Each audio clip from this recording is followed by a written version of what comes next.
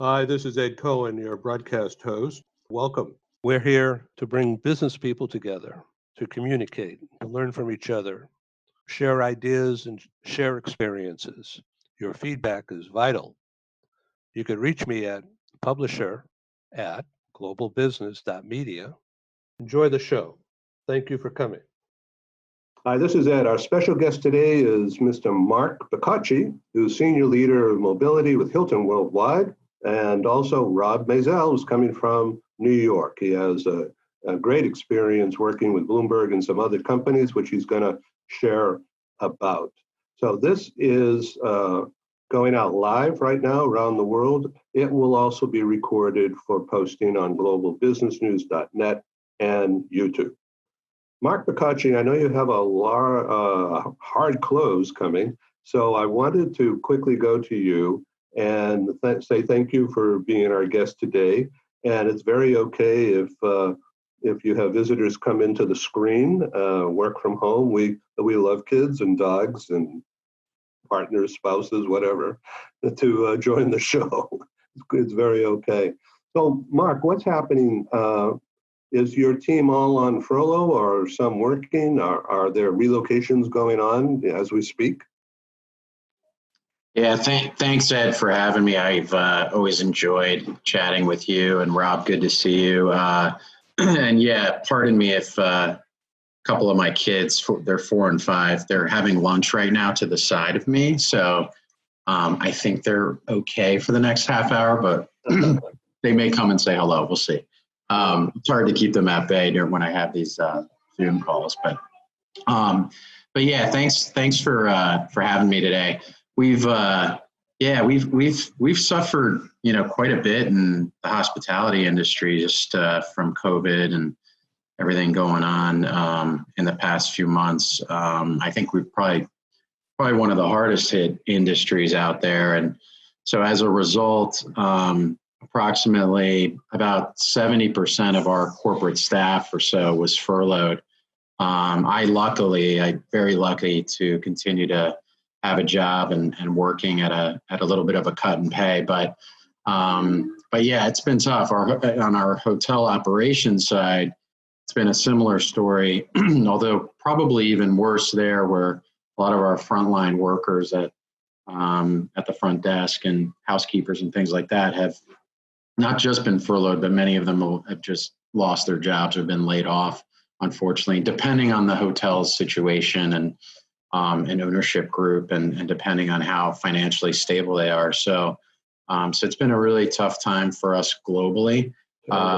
In terms of mobility, my small team has been furloughed, so I'm kind of just pivoting and handling it all on my own for mobility, but it's been a lot of just kind of rolling up the sleeves and just handling the different aspects, like even things like invoicing, billing, administration. Yeah, exactly. So, and I'm like, hey, you tell me what to do, I'll take it. And, I got a job, I'm grateful. So as far as the moves themselves, they've been halted. So ever since April, really, I think there was like at the point in time where everything kind of hit, it was like, okay, there's a drawing of a line in the sand, and domestic moves were pretty much halted. International ones that we had looked at processing within the next couple of months, we kind of gave it a little more time to see, and then those have been postponed till later this year. So those have been pretty much halted. It's a shame. I think it's been particularly tough on the folks that have moved right prior to COVID, because they arrived in their new home country. And I remember talking about this, Ed, on our last Zoom call, but the mental aspect, they arrived into their new host country, not home country, host country. And then boom, COVID happens. They're in temp living and they're just kind of stuck there working from there. They haven't had a chance to go into the office. They haven't had a chance to. So that's been tough on a few of our folks. So I would think that this aspect of social well-being, in other words, being connected, is a mental health issue. Yeah, I think that's been something where I've had to talk to a few of our expats that have gone through that sort of situation. But yeah, overall, the moves have been kind of halted for now. Our RMC has been terrific in helping us out and whatever we need. And like I said, I've been just kind of holding the boat afloat so far and dealing with the administration of our folks who are out there and moving forward. I want to quickly bring in Rob Maisel. He's based in New York. Hi, Rob. So tell us what's hot for you to discuss now. Well, first off, thank you for having me on the show, Ed. And Mark, pleasure to see you. And I just want to take a moment to commend you because 70% is an extremely high number. And it's really forced you, I think, to reevaluate and pivot. And you've stepped into some new and interesting roles that you didn't even realize your job would entail, such as mental health counseling, for example, for employees, talking them through some of these issues. So I just wanted to take a moment to commend you for that because it's a big deal. Thank you. So some interesting topics that have been floating around my mind are, of course, how COVID has affected everything. And also just because everybody's in a virtual environment, just thinking about the way folks are dressing for meetings, for interviews, these types of things, because it's been kind of, it's an interesting situation, right? Because we're used to a lot of in-person interviews and we're used to these in-person interactions, and suddenly we're all at home with our families or our kids and we're wondering, how do we do this? Right, I know. So what's the protocol in Hilton these days? Yeah, no, it's a good question. I mean, it's been pretty much kind of laissez-faire, so to speak. Everyone's able to kind of do what they want. I mean, I wear, once in a while I'm wearing a hat or we've got some staff meetings where our VPs are just kind of casual, when they're hosting the meetings. And I think that, it goes along a little bit with our culture too, just in general. I mean, we, in our corporate headquarters building, we're allowed to wear jeans every day. And typically, for example, myself, I kind of stick to, jeans and like a sport coat type thing. And you'll even see our CEO walking around in jeans and a shirt, every once in a while. But yeah, on the Zoom calls, it's been pretty flexible. Folks have just been wearing T-shirts. I've seen some folks in their pajamas coming out, for an early morning meeting. And I think it's starting to become kind of the norm. We'll see with business travel probably lessening in the short term. And I think it'll pick back up in the long term, but lessening in the short term, people getting used to the Zooms and the WebExes and things. It's probably going to be pretty common. I let my beard grow out. I was just like, so we're seeing a lot of that actually from a lot of people on Zooms. So. Oh, good. Hey, so Rob, what's good for you? You're all dressed up today. You on an interview? No, just wanted to dress up for the occasion. Well, I feel honored. Nice. But I wanted to pivot off Mark's point, which is something that's really interesting, is that what we've seen is, if you think decades ago, in the U.S., it was much more of a formal culture. Everybody's for men's attire, we're all suits, dressing for work.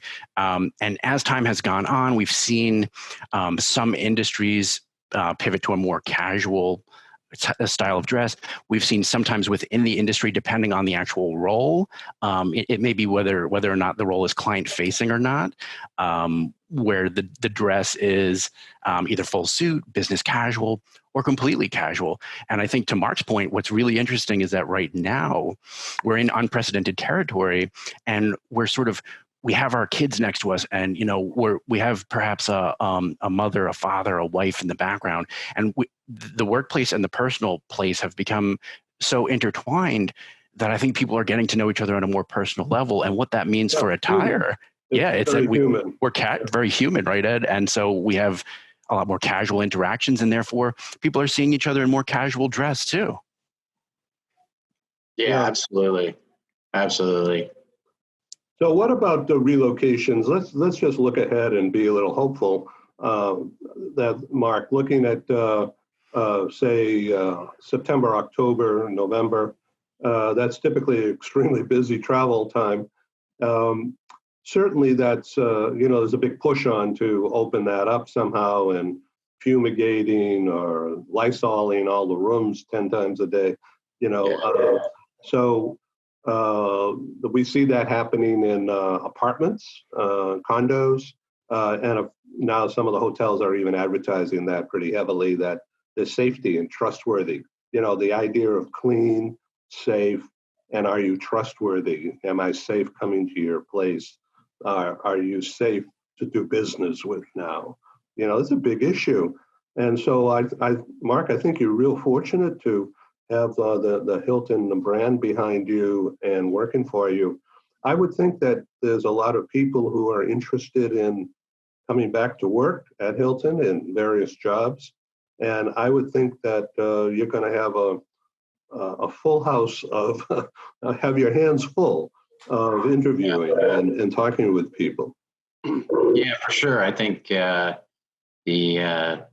far as the hotels are concerned, I think there's been a lot of protocols that have been put in place in terms of sanitizing and making sure that they're cleaning, they're adhering to the sensitivity that, anybody has, because let's face it, I think everybody's handling it in a different way. I think some people may just be ready to bust out and they'll walk into a hotel and touch anything and they just don't care. They're just sick of being, cooped up inside, and they're ready to go. And there's others that are very, very sensitive to it. So I think it's a delicate balance that they want to make sure that they cover every angle of how people view it and are dealing with it. So yeah, it's as we get into those months you mentioned, Ed, I think we're going to start to see. We've already seen, just in a call I was on this morning with some of our superiors, we've already seen some buildup in the APAC region where some of the hotels are getting more and more occupancy. And we're even starting to see it a little bit in the US, where it was very flat in April and May. And now you're starting to see a little bit 15, 20% occupancy, 25 in some hotels. So it's starting to very slightly go up, which is a good sign. Yeah. But we are also seeing that a lot of that occupancy is occurring on the weekend. So it's for pleasure. And as you can imagine, business travel, I think that during the week travel is still going to probably take a while to really get back there, especially now with the Zooms and the fact that a lot of companies don't have money for T&E right now. So I live in downtown San Diego, and just across the street is Hilton Embassy Suites. And around the corner is a giant Hyatt, Manchester Hyatt, which has been closed until about 10 days ago. And now there are several tourists, they look like tourists, walking around. As a matter of fact, we were out walking along the waterfront this past weekend, and there were several tourists lined up to rent bikes and in and out of the fast food places. Now, it's been 2-3 months since we've seen that. So I went up to one, just walked up without a microphone. I just walked up and I said, well, I'm a resident here and I want to thank you for being a tourist. Keep spending money. We need it here. Yeah, that's great. It's been a ghost town.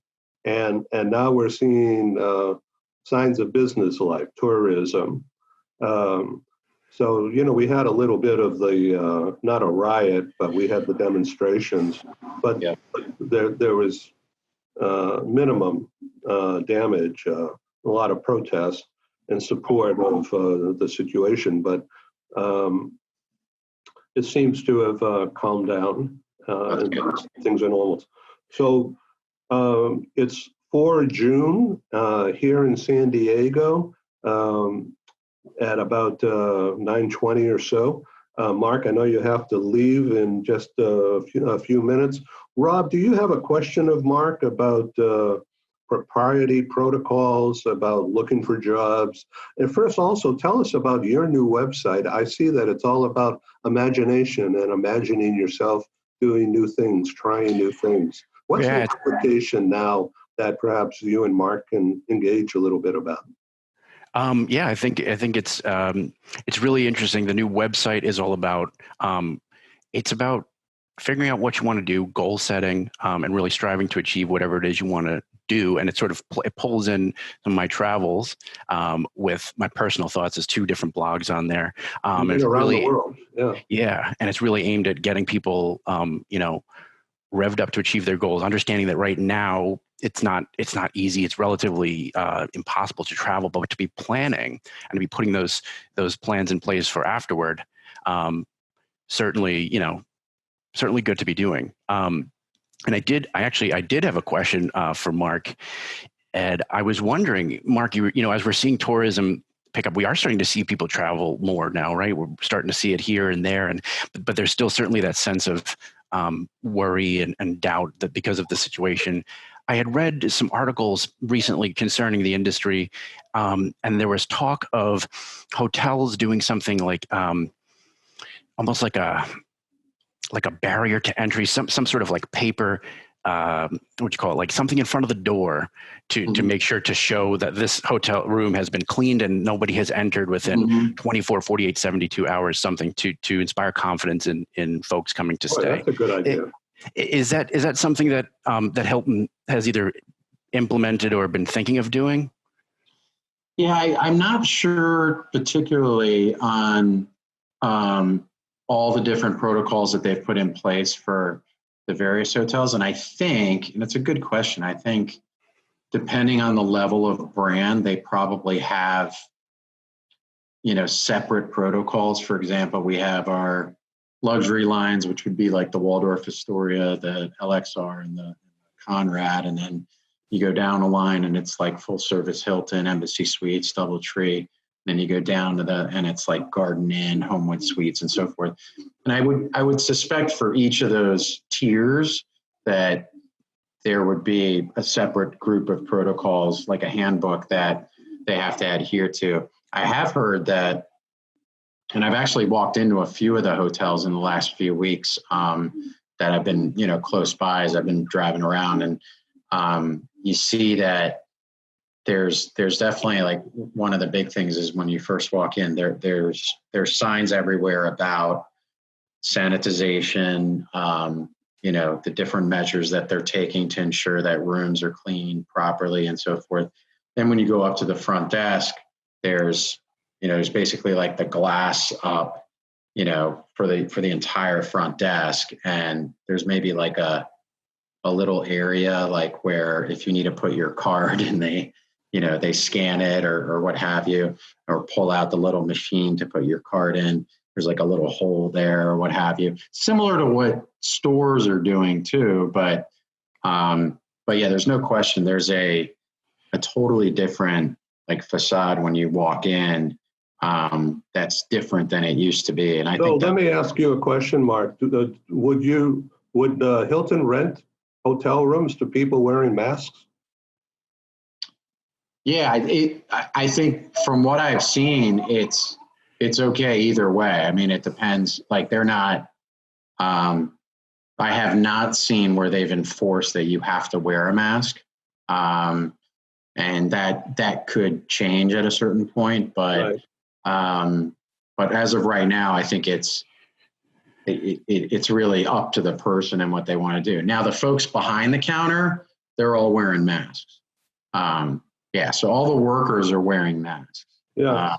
Robert, you were on world travel. When did you go to China, and weren't people wearing masks regularly there?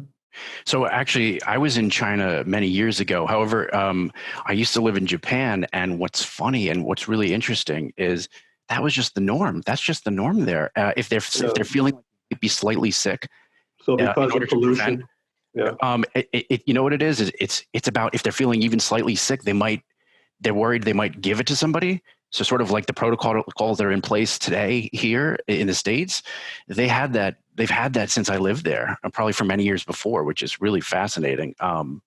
Just that today's times now we see this, that everyone here is wearing masks. Yeah, interesting, isn't it?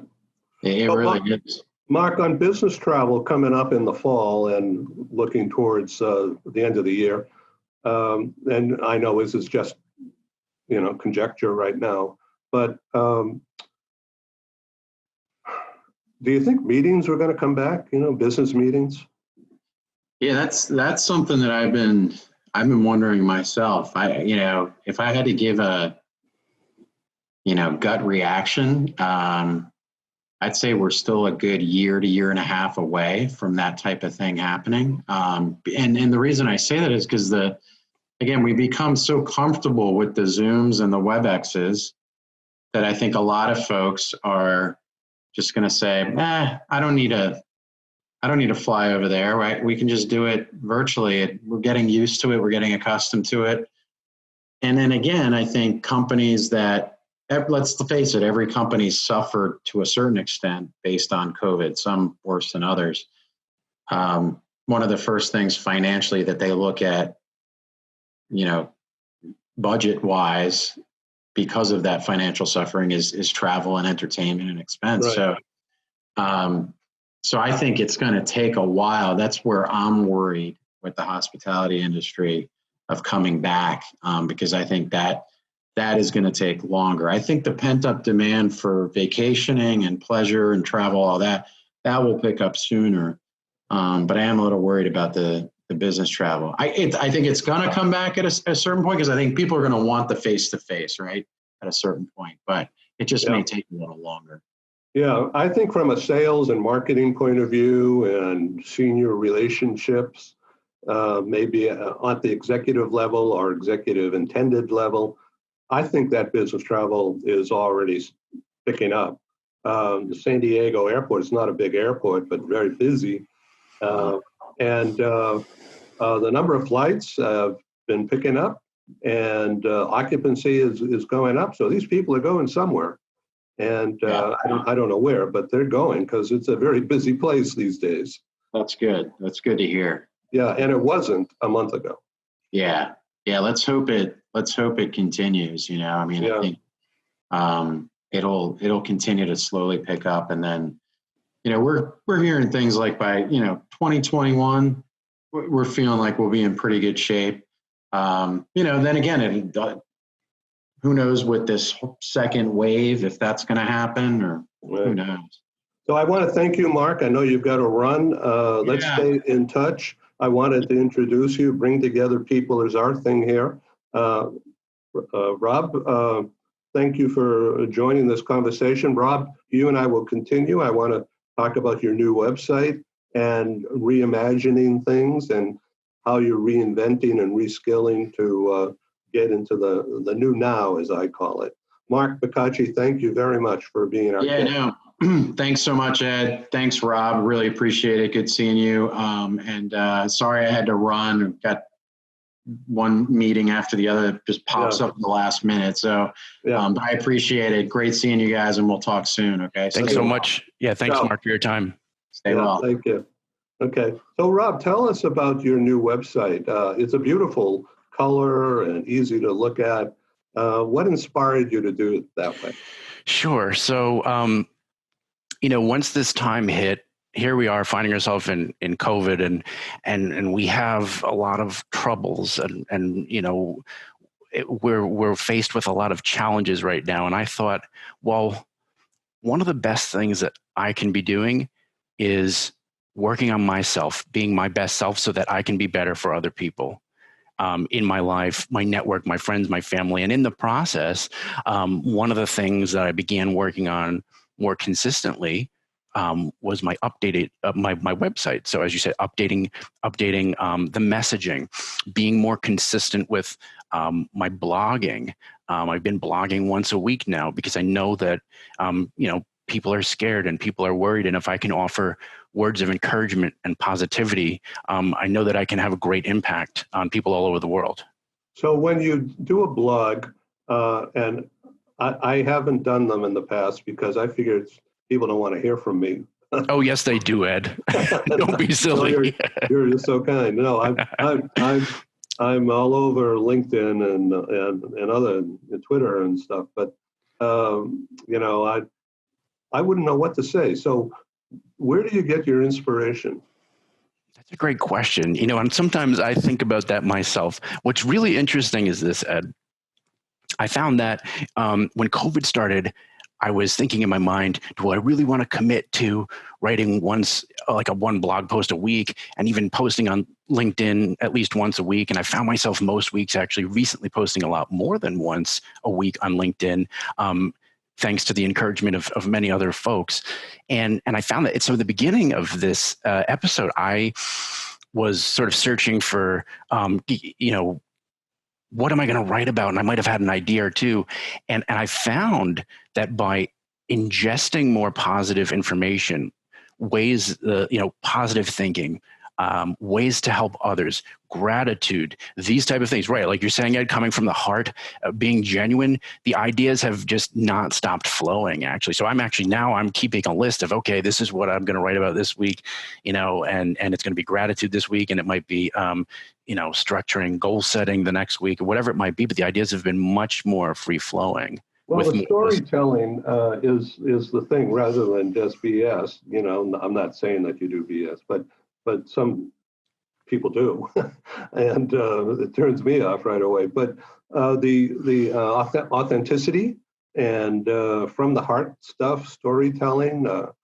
Like for instance, this morning I was up early and I happened to be looking at some stuff, and all of a sudden I got this message from a friend in the Baltimore area whose husband was just diagnosed with cancer. I mean, just a couple of days ago. And so talk about a ton of bricks landing on you. Now what? And what's the next thing? And where do we go from here? And so she was sharing just that kind of thinking without, there was complete sentences, but there wasn't any intent on anything, just the idea that now they have to think about this and now what? So what you're doing, I think has tremendous value, and I thank you for thinking of that. Yeah, thanks, Ed. I'm just trying to add value in any ways I can, and I know that a lot of people are going through tough situations. They know someone who has COVID. They may have a family or friend that has COVID. They may have lost somebody who, has COVID to COVID, and it's really challenging right now. So if I can spread anything positive, I want to do that. And to your point about authenticity, it's funny because I just wrote a post on that. Oh. And I think that's a key thing because people want to ingest value. They want that thing. So Ben Cross, for example, who's now on the call, he's a primary example of somebody who's really putting himself out there and adding value to the community on, even a daily basis with the show he's running. Love and Reload has been a fantastic success, by the way. Yes, it's been a lot of fun to watch and participate. I commend Ben for his efforts. He's doing big things, motivating and impacting people all over the world and connecting them.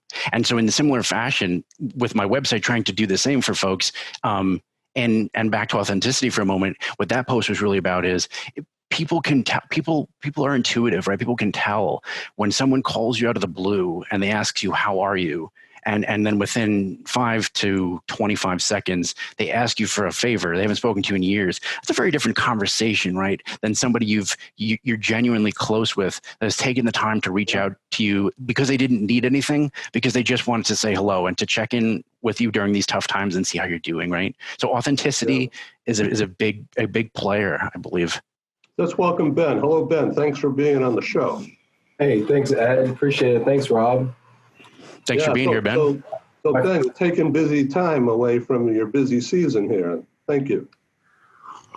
Yeah, my friend Rob said that there was some discussion, and I just said, that sounds interesting. I'll check that out.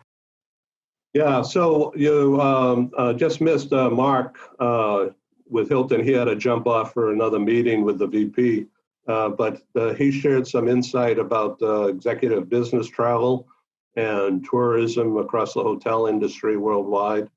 Signs of picking up. So around San Diego here, where I am in downtown, there's a lot of moving trucks around. So I don't know where they're going, but there seems to be a lot of activity right now. Yeah, I mean, as far as the moving industry goes, I mean, activity is definitely picking up. I mean, I think we're still seeing volumes that are, depressed probably around, probably 40%. I mean, it really depends on your business mix and your client mix. And do you cater to pharmaceutical companies? Well, you may be up.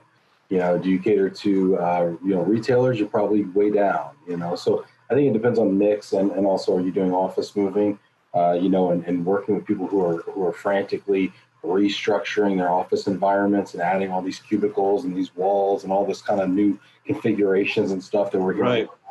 I think then you might be having some business right now. So it's kind of an interesting time, obviously. So we were just talking with Rob about his blogging and the topics of authenticity, which sounds kind of heavy duty, but it's probably not all heavy duty. Is there some comedy involved or some interesting aspects? With this guy, Ben, there's always comedy involved. By the way, Ed, Ben and I both went to the same university. I'm not sure if you know that. No, I had no idea. Where was that? A university at Albany. Oh, that's good. In New York. Yeah, funny enough, we didn't actually know each other at that point in time and connected after the fact. Oh, well, that's interesting. Boy.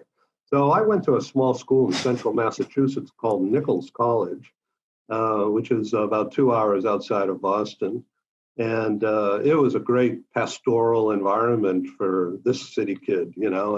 I just really liked looking out the dorm windows at the rolling hills and their actual brown and white spotted cows down the street there. At that time, it was a long time ago. But I really liked the rural environment. I don't think that Albany was rural, but it's certainly pastoral compared to New York City. Right. Yeah, that's great.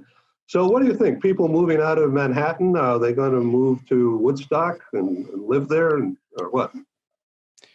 That's a good question. I'm curious to see, because you definitely have a lot of folks who are nervous in New York City, not only because of all the madness that's been ensuing with the riots, but just because it's such typically a congested area of people, a lot of like in very close proximity with one another. Yeah, so, and I would tell you that I am aware of a lot of people who are based in New York City who have at least temporarily relocated to more rural areas. And I'd be curious to see whether they're going to just stay there, or if after a certain period of time they slowly start trickling back in, or they decide they just want to stay out in the rural areas.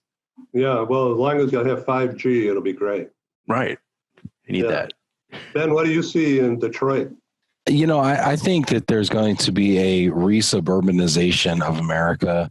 We went through the last probably 5 to 10 years of younger people who would normally in that stage of their lives, late 20s, early 30s, start to go to the suburbs. Well, they were actually going into the city centers for the walkability and the bars, restaurants, nightlife, to be close to the scene, and they're putting off having a family until later in life and getting married later in life and all these kinds of things. And they were prioritizing experiences over possessions. Well, I think that's cool. And I was definitely, I definitely like that as well. But, I bought my first home two years ago in the suburbs, had, have kids, settled down, quote unquote, at, probably 34 years old, 35 years old. And, and then COVID hits, right? And now I'm quarantining, working from home for 2.5 months. I've been back here in the office for 2 weeks, but for 2.5 months I was at home, having that dedicated office space where I could close the door, having a playroom for my kids, having a basement where if I was on a call, I could send them down to the basement so that I wasn't distracted, going out to the backyard, having a soccer game in the backyard, not having to use a stairwell of a third story walk up in New York or a common elevator and things like that. I mean, there's people, my family in New York, who are kind of feel like they're prisoners of their own home, and they're in a studio apartment or a one bedroom. And I mean, gosh, I even got a friend under martial law. Yeah, I've even got a friend that works at Goldman Sachs. He lives in Jersey City and does extremely well for himself, but he basically lives in an enormous studio apartment. And they said they've left the house, to go to the supermarket once every 3 weeks. And it would drive me absolutely bananas. So, I mean, while it's been difficult for me and my family with 2 little boys, I can't imagine exponentially more, frankly, blessed to be in a larger home. And so I think people are going to want to do more things inside their house. And so being able to have dedicated areas, whether it be a home theater room or a gym or an office or even a little booth where they can do video calls, I think the way that we configure homes might be a little different as well. And, when I was growing up and in my early business career, we used to go to drive-in movies a lot. Mm-hmm. Not sure I ever watched the movies, but it was certainly good to be in that environment. Oh, that's funny. So that's coming back, though, right? Not in the city, but outside the city. Yeah, well, I mean, let's use the theater, for example, right? I can go and I can get a 70-inch television at Walmart for $900, or I can get a projector and throw it against a wall with a 110-inch diagonal on it, for probably $800-900. I can get a surround sound package, for $100, sound bar and all really nice stuff. I mean, for $1,000, I can have a home theater experience in my house. So that extra 300 square foot, 5th bedroom or 4th bedroom or whatever. I mean, people are basement, things like this. I think there's so much that can be done with inside the home nowadays. It's getting so affordable. And frankly, I'm paying, what I'm paying for this, house that's probably 2,800 square feet up top and another 1,200 down below, with a nice yard and everything. I'm paying the same thing as my friends in New York City are paying for their 1-bedroom apartment or 2-bedroom apartment. So, I think people are starting to weigh these things and saying, oh, and by the way, I have more freedom out there.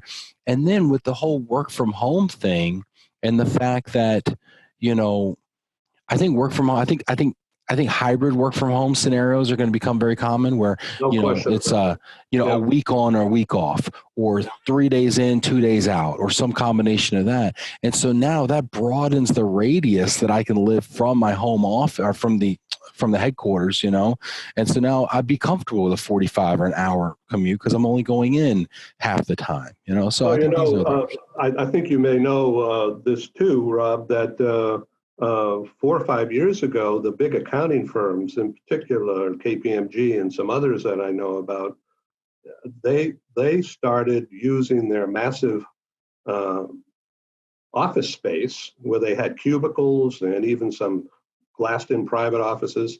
Rather than permanent places, they called them hoteling at the time. In other words, partners or senior managers, project managers within the big accounting consulting firms, they came in from out of town, had a place to use inside their office, and then they moved on, and then somebody else came in 2-3 days later.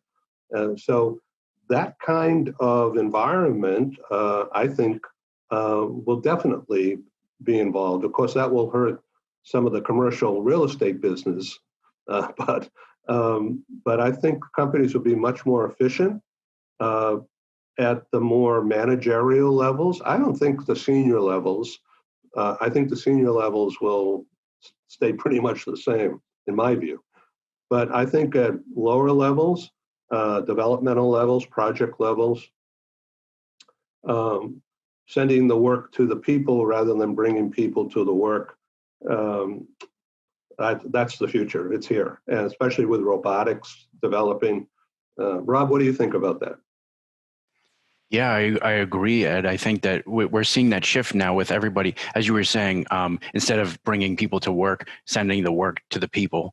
I think we're seeing so much of that recently with the whole situation that we have, and we're seeing that people can do it, right? Somehow companies and people are managing. Now, it's not easy. There have been a lot of furloughs. There have been a lot of layoffs. But I think society is starting to see that the work from home, at least, as Ben mentioned, perhaps even on a week in, week out basis, that's a good idea, is certainly possible. And perhaps this is the future. Yeah.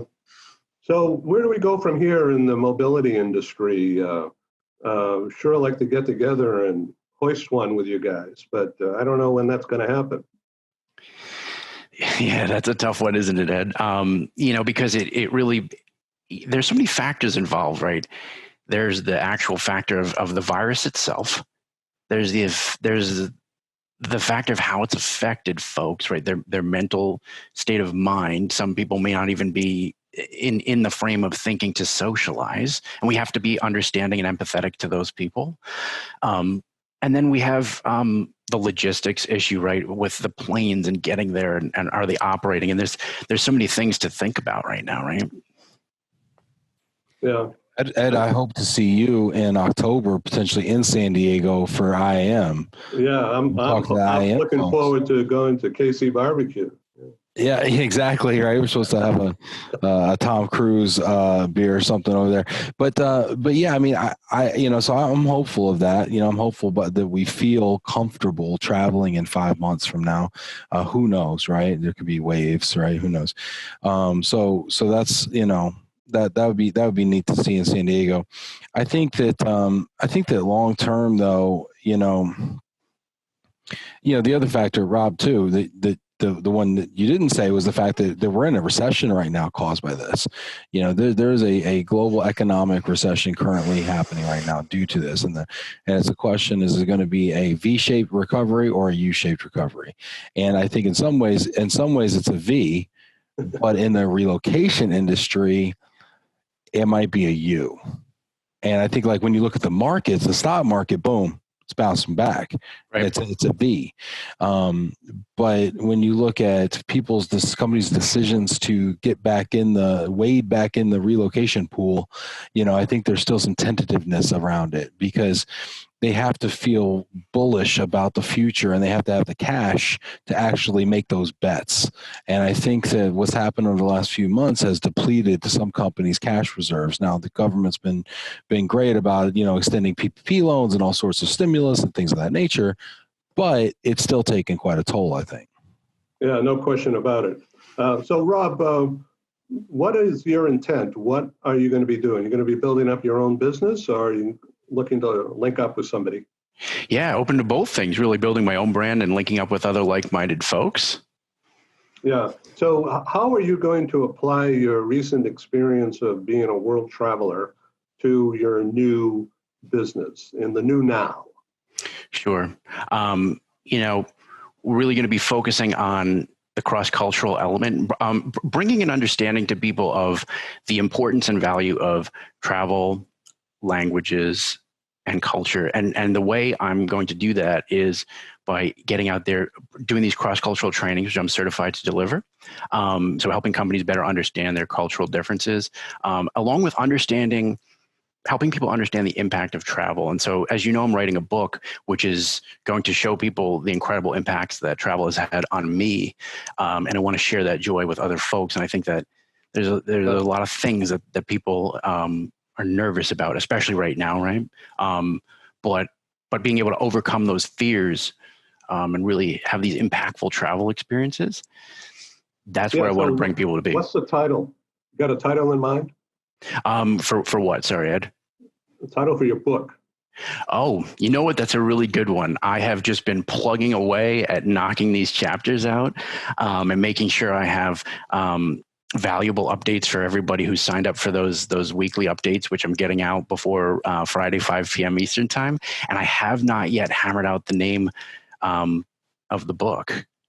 Yeah. So, there's a work in progress name, and then there's a transition name.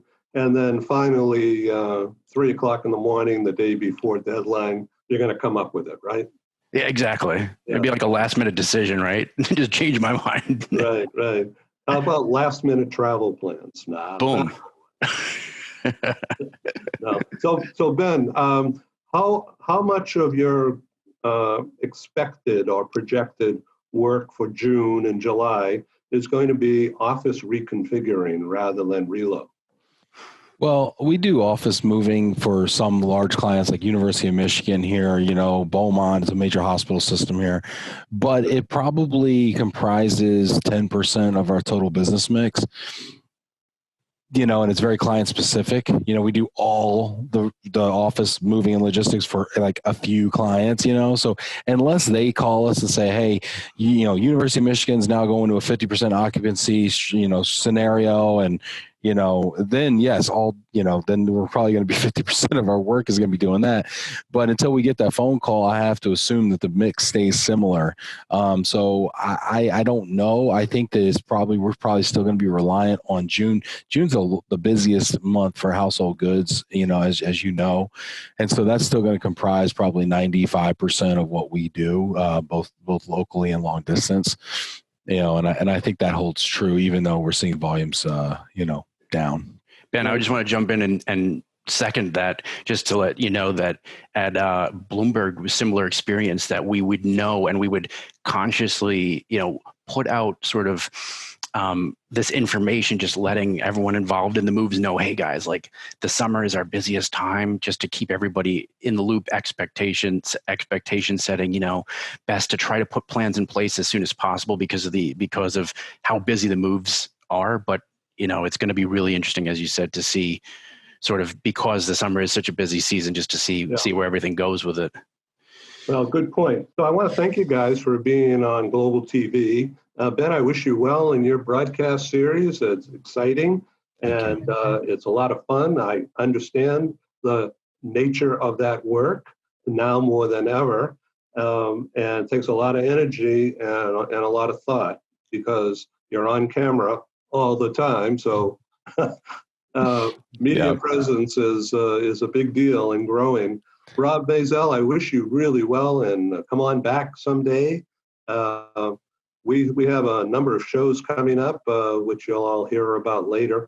So this is Ed in San Diego, Rob in New York, Ben in Detroit area. Hey, ciao, and thank you for being on Global TV. Thank you, Ed. Thanks, Ed. Thank you, Ben. Okay, signing off. Thank you. So I want to thank you for participating in today's broadcast. Your voice is really important to us. We listen. So please send me an email, publisher@globalbusiness.media, anytime, any item. It can remain private, no problem. Your voice matters to us. Thank you for being our customer on Global.